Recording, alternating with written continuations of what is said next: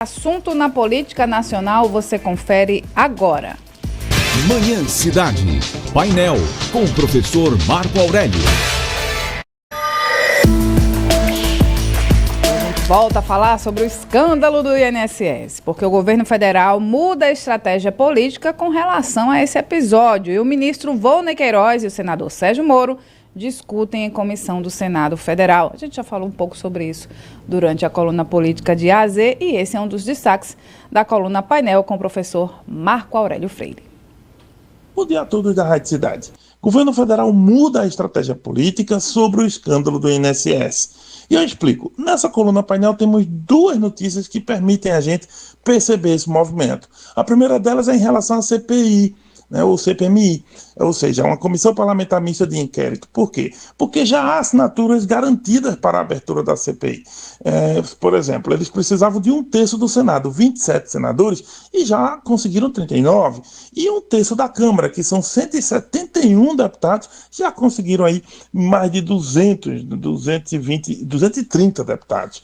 Ou seja, já tem assinatura suficiente para instalar a CPI, e o Davi Alcolumbre, presidente do Congresso, ele dificilmente, não tem como barrar, até porque há uma decisão do STF dizendo o seguinte: CPI é instrumento de minoria, uma vez que se atinge o número de assinaturas, deve-se abrir, a comissão. E aqui que está a questão, os parlamentares governistas perceberam isso, e uma vez que isso ocorreu, eles estão começando um novo movimento. É possível que agora PT, PSOL e outros partidos da esquerda e apoiadores do governo em geral comecem a assinar o requerimento de CPI, que está sempre em aberto, para que eles possam participar da instalação da CPI, porque a CPI também tem cargos. Por exemplo, presidente da comissão e o de relator. E esses são os cargos mais importantes, porque são as pessoas que comandam a pauta da CPI e também são as pessoas que vão definir quem fala, quem não fala, quem pode falar ou não. É esse o ponto. E aí o que ocorre? O governo já estuda, colocar um novo relator, indicar o relator da CPI. E o relator pode ser a Tabata Amaral, que é deputada federal para São Paulo e é do PSB. Por que a Tabata? Porque a Tabata foi uma das poucas pessoas de esquerda que assinaram a CPI originalmente.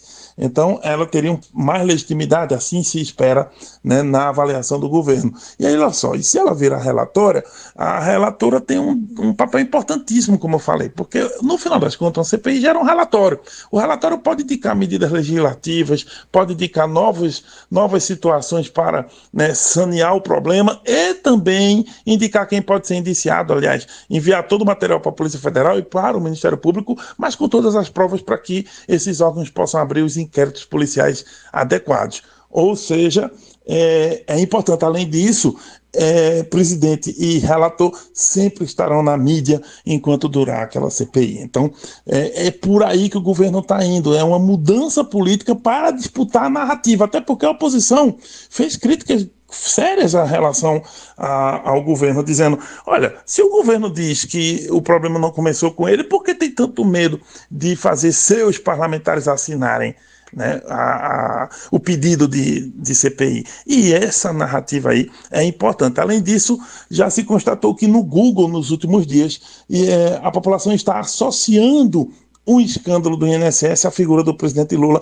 que já não está lá tão bem nas pesquisas de opinião. Então, esses dois fenômenos podem fazer o jogo em relação ao governo mudar e o governo dizer: não vamos mais impedir a CPI, vamos participar delas para também colocarmos nossa narrativa. A narrativa é a seguinte: a narrativa do governo é empurrar isso para o governo Bolsonaro, já que o escândalo não começou agora, e a narrativa da oposição é colocar tudo no governo Lula, ou seja, de parte a parte, vamos ver quem vai ter razão no final das contas.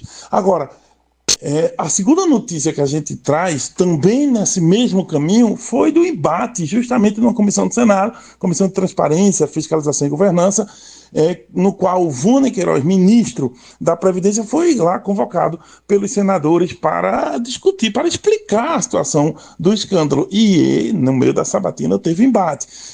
O Volney Queiroz acabou tendo um embate forte com o Sérgio Moro, senador pelo Paraná, E nesse embate, né, o que o Volney quis falar? Disse que o escândalo já vinha desde antes, e justamente na época que o Sérgio Moro era ministro da Justiça e acabou não fazendo nada em relação à Polícia Federal. O Moro se defendeu e retrucou, disse, olha, é o contrário, você como secretário de executivo da pasta foi para reuniões e você que devia saber. Então, esse embate do Volney com o Sérgio Moro já indica o caminho, né? Enquanto a oposição mais bolsonarista vai colocar tudo de 2023 para frente, como eu falei,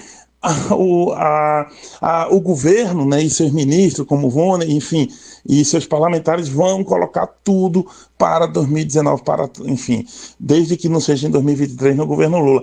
É esse o grande embate que a gente está observando e que vai sair dessa posição do executivo ali, do ministério, direto para o próprio parlamento quando a CPI começar. Mas aí, a conferir, eu volto amanhã com mais comentários, se Deus quiser. Manhã Cidade. Painel com o professor Marco Aurélio.